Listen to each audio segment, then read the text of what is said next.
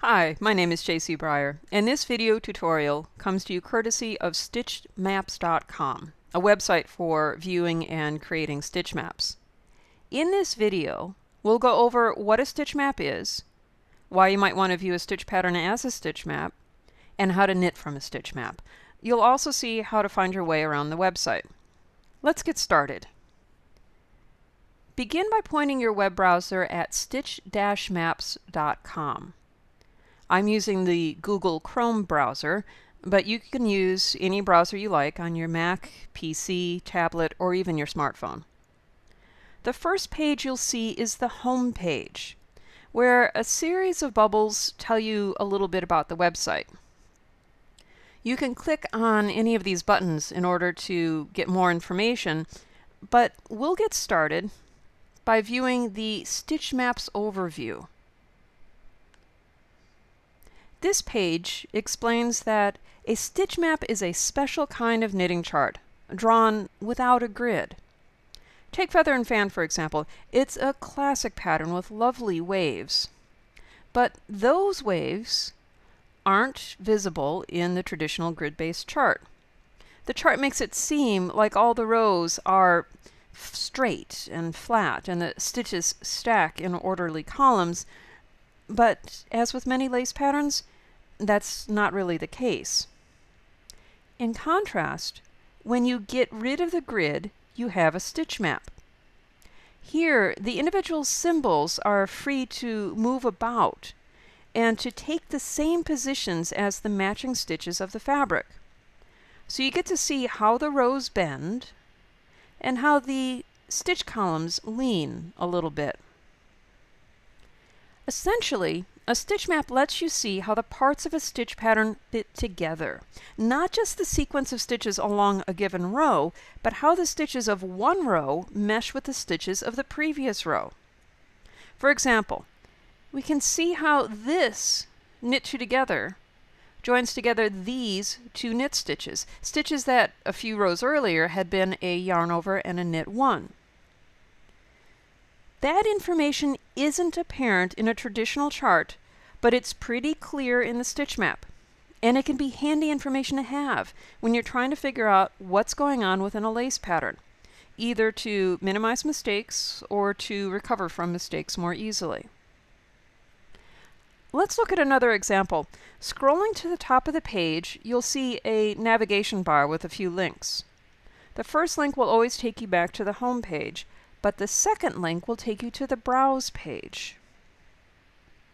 Now, a future video will cover the Browse page in greater detail, but I'll just say for now that this is where you can browse through the website's collection of stitch patterns, currently over 600 of them.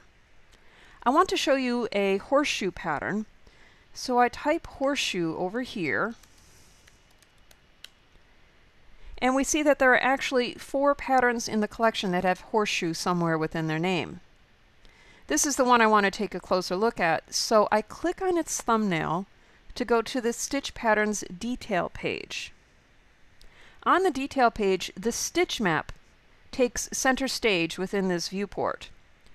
I can scroll in this area, or I can enlarge it so I see the entire stitch map all at once. Another option is to click on the stitch map itself to see it in full screen mode. This can be handy if you want to print a copy of the stitch map for personal use. Clicking on the browser's back button to go back to the detail page, we see that the stitch map is shown with a cast-on count of 21 stitches. That's because 2 horizontal repeats of the pattern are on display. You can change that though. For example, let's say we wanted to see 3 horizontal repeats. The stitch map is redrawn for you with 3 repeats and a cast-on count of 31 stitches. Viewing multiple repeats can be handy for seeing how the parts of a stitch pattern fit together. For example, with 2 vertical repeats on display, I can see why the stitch pattern has the name horseshoe. I can see the horseshoe right here. But with only 1 vertical repeat on display, that horseshoe shape isn't apparent. Besides changing the number of repeats on display, you can also change what is on display. By default, each stitch map is shown as a series of symbols. You can also enable row guides, light gray lines that help your eye follow along a given row. With row guides for Horseshoe enabled, we see that the bottom edge is slightly scalloped, but the top edge is fairly straight. I often like to view stitch maps with column guides enabled. As knitters, we tend to think in terms of rows, but seeing how the stitches stack in columns can tell us a lot about how a stitch pattern is put together. With Horseshoe here, I can see straight columns of stacked purl stitches. And I can see how the knit stitches lean into these double decreases. I can also see that putting a stitch marker here means that that marker would eventually get caught in a decrease. But if I were to place a stitch marker here, it would continue up through the pattern uninterrupted. Now, when knitting from this stitch map, or any other stitch map, you would read it just like you would a traditional chart. Read from the bottom up, back and forth in rows if knitting flat, or always from right to left if working in the round. Here, row number 1 is over at the right edge of the chart. That means that row 1 is a right side row, and we'll read it from right to left. Purl 1, yarn over, knit 3, left leaning double decrease, that is 3 stitches being reduced to 1 and leaning to the left, knit 3, yarn over, purl 1, and repeat that across the row. Most of the symbols used here at stitchmaps.com are pretty straightforward, but if you need a refresher on working any of the stitches, you can check out our symbol key. Let's say that you wanted more information about that decrease. Scrolling to the bottom of the page, we'll find a link for the symbol key, and we see that the key is divided into sections: basic symbols, increases, and decreases, and there's that double decrease. The definition says to slip 1, knit 2 together, pass slip stitch over on right side. If you're not familiar with that abbreviation, you can hover over it and the abbreviation's definition will pop up in front of you. Or if there's any abbreviation anywhere on the website that you're not familiar with, you can check out our abbreviations list right here. Back at the Horseshoe page, I want to take a moment to encourage you to read the chart not stitch by stitch, but to step back a little bit and see the bigger picture. Again, stitch maps are ideal for seeing how the parts of a stitch pattern fit together. With Horseshoe, we see how these purls stack neatly. If when knitting this pattern, you find yourself purling into a knit stitch rather than another purl, you know you've gotten a little off kilter and it's time to step back and see where the problem is. Likewise, the double decreases stack into neat columns. If the decreases aren't stacking up in your knitting, it's time to step back and see where the problem is. Finally, notice that the yarn overs are arranged into diagonal lines. Once I've gotten the pattern established by working row 1, I can make sure that row 3 is on track by making sure this yarn over is just to the left of this one, and that this yarn over is just to the right of this one.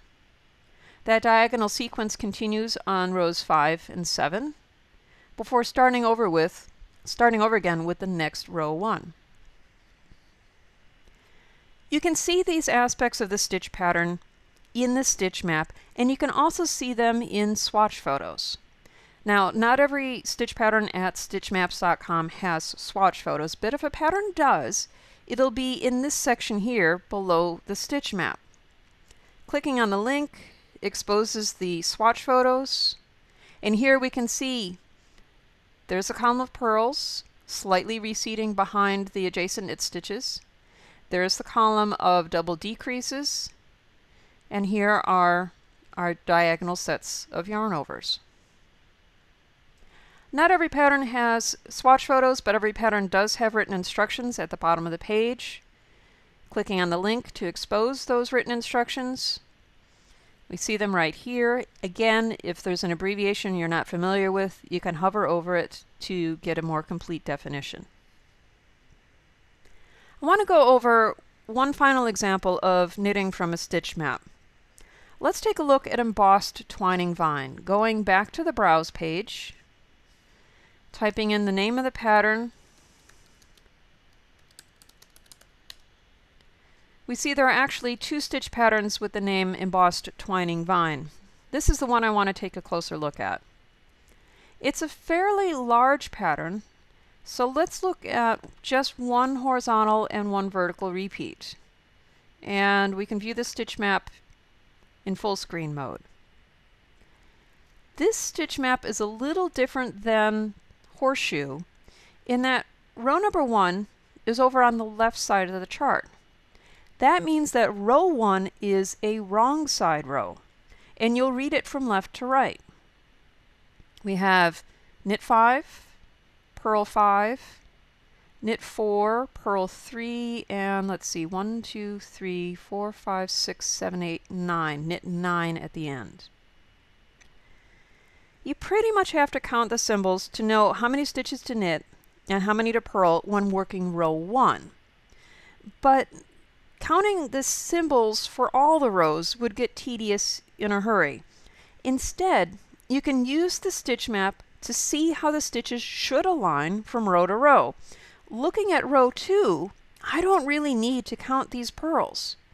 I can just simply purl across this group of purl stitches till I get to the last 2 purls and purl them together. After working knit front and back into the first knit stitch, I knit across the remaining knits in the group, purl across all the purls in this group, and when I get to this group of knit stitches here, I see that I have to work a yarn over on either side of the center knit stitch. When I get to the end of the group of knits, I then purl to the end of the row. Row 3 is even easier. I just simply knit the knits and purl the purls as they're facing me until I get to this point where I purl 2, knit 1, purl 1 before knitting to the end of the row. So at this point, I hope you can see that for some stitch patterns, stitch maps can be much more meaningful and useful than traditional charts. For lace especially, or any other stitch pattern full of increases and decreases, stitch maps let you see how the stitches of one row build on the stitches of previous rows. They let you see how the parts of a stitch pattern fit together. For example, how a leaf might grow with a series of paired yarn overs, and then might later taper with decreases. Future videos in this series will cover the various options available on the browse page, setting up an account at stitchmaps.com, and entering the written instructions for a stitch pattern so you can see it in the form of a stitch map. Until then, have fun exploring with stitch maps.